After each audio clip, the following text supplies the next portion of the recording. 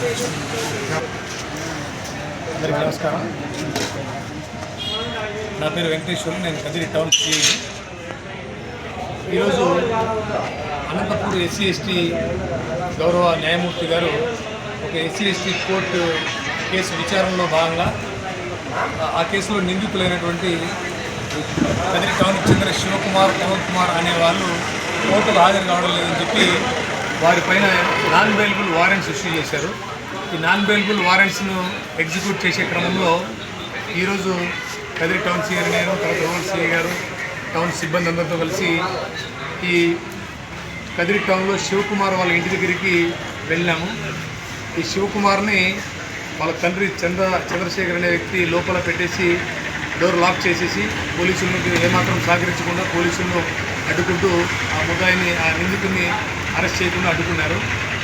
అదేవిధంగా అరెస్ట్ నుంచి మమ్మల్ని అక్కడ వెళ్ళిపోవాలని చెప్పి, అరెస్ట్ చేయకుండా చేయాలని చెప్పే ఉద్దేశంతో మమ్మల్ని బ్లాక్మెయిల్ చేయాలి, బెదిరించాలనే ఉద్దేశంతో ఆ బాత్రూమ్ క్లీన్ చేసే చిన్న లిక్విడ్ కూడా వాళ్ళు కొంత సేవించారు.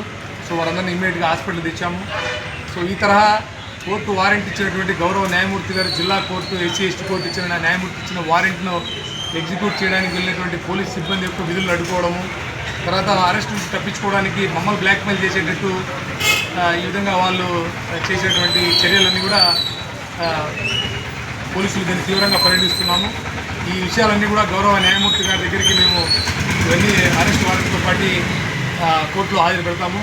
సో ఇలాంటి పోలీసులు విధులను ఆటంకం కలిగిస్తే వారందరిపై కూడా కఠినంగా చర్యలు తీసుకుంటాము. ఇతను ఎవరైతే శివకుమార్ ఉన్నాడో కదిరి టౌన్ పోలీస్ స్టేషన్లో పలు కేసుల్లో నిందితుడు, రౌడీ షీట్ కూడా ఉంది.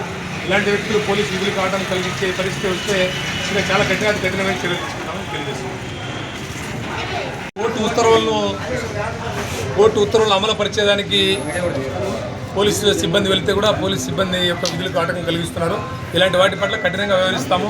ఎలాంటి వీళ్ళ పట్ల ఏమంటారు అలసత్వం ప్రదర్శించకుండా కఠినమైన చర్యలు తీసుకుంటాం. కోర్టు ఉత్తర్వులు ఖచ్చితంగా ఫాలో కావాలా. కోర్టు ఇచ్చినటువంటి అరెస్ట్ వారెంట్ ఆనర్ చేయాలి. వాళ్ళు ఏమాత్రం దానికి లేకుండా వాళ్ళ తండ్రి కూడా చంద్రశేఖర్ కూడా 2-3 గంటల పాటు పోలీసులను అడ్డుకొని ప్రయత్నం చేశాడు. దీనిపై ఖచ్చితంగా కఠినమైన చర్యలు తీసుకుంటాం.